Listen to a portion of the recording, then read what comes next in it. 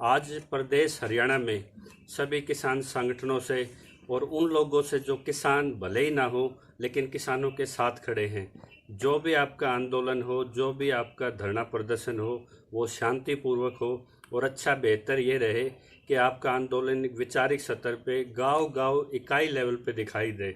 ये देश हमारा है, ये देश किसान का और मजदूर का बनाया हुआ है, तो इसमें देश की व्यवस्था भी बनी रहे।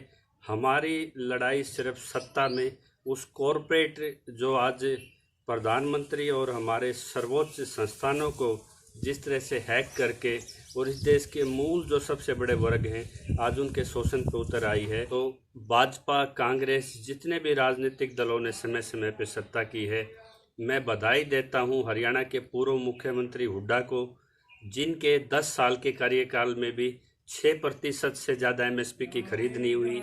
वही प्रक्रिया भाजपा के शासनकाल में हुई। एफसीआई के अधिकारी और मंडी के व्यापारी और बीच में जो मार्केटिंग अधिकारी जो ये एफसीआई के गोदाम और केंद्रीय एजेंसियों की खरीद और स्टॉक की कमी कह के जो किसानों की खरीद को रोकते थे और अन्य राज्यों से जो अवैध व्यापार होता था और उनको आपके डाटा रजिस्ट्रेशन में गड़बड़ करके यानी कि 40% तक का ये था, करोड़ों की लूट होती थी और आप सिर्फ 6% तक सिमट के रह जाते हैं। जो C2 की जो आज लागत की बात हुड्डा साहब उठाते हैं, ये उसी कमेटी के चेयरमैन थे जिसको स्वामीनाथन आयोग लागू करना था। ना इन्होंने किया, ना वित्त मंत्री ने किया।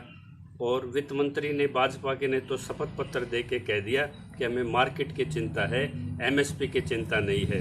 तो जिस हुड्डा साहब ने जिस 10 साल के कार्यकाल में वो जो डिस्ट्रेस सेल की बार बार बात करते हैं, हम उससे पूछते हैं 94% जब मंडी के अंदर प्राइवेट खरीद एमएसपी से नीचे होती रही है आपके दौरान भी, और 40% अन्य राज्यों के स्टॉक जब इतने बड़े स्तर पर आबकारी, पुलिस, मंडी तंत्र, एफसीआई इनके बगैर मिले इतने बड़े खरीद घोटाले नहीं हो सकते थे और वो सरकार का एक व्यवस्था का एक हिस्सा थे।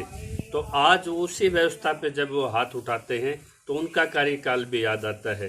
तो ये संयुक्त उपलब्धि है 6% एमएसपी खरीद की, जिससे आगे ना किसान बढ़ा। 94% कानून लागू होने से पहले भी किसान की बिचौलियाँ या प्राइवेट खरीद एमएसपी से नीचे होती रही है। आज मुख्यमंत्री का ट्वीट किसी कोर्ट में काम नहीं आना।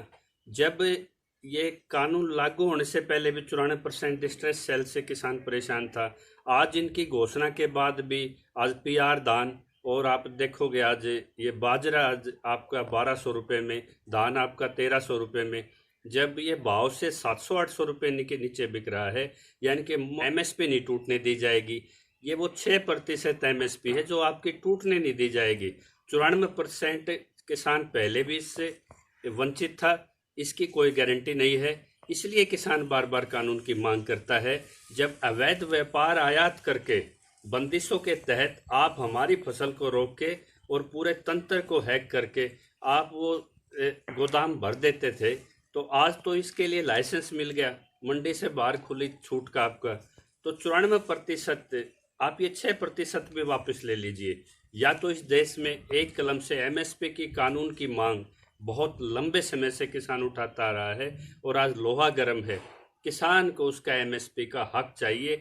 यदि आप एमएसपी को कानूनी रूप से ले लेते हैं, जो ये गरीब लोगों को राशन बढ़ता है, ये भी पीडीएस में बढ़ता रहेगा। सीएपी जिसमें 3 साल से एक ही लागत दिखाई जाती है और झूठे आंकड़े के आधार पे ये जो 50 रुपये गेहूं पे बढ़ा है, इसका फार्मूला बता दीजिए। 3 साल पहले भी 2160 रुपये बैठता था, आज तक नहीं मिला आपको। तो ये सीएपीसी भी ख़त्म हो जाएगी, पीडीएस ख़त्म हो जाएगी, एफसीआई की स्टोरेज ख़त्म हो जाएगी इन कानूनों के बाद। तो ये 5-6 जो संस्थान थे, जो डेवलपमेंट थी एग्री इंफ्रास्ट्रक्चर की, ये ख़त्म होने जा रही है।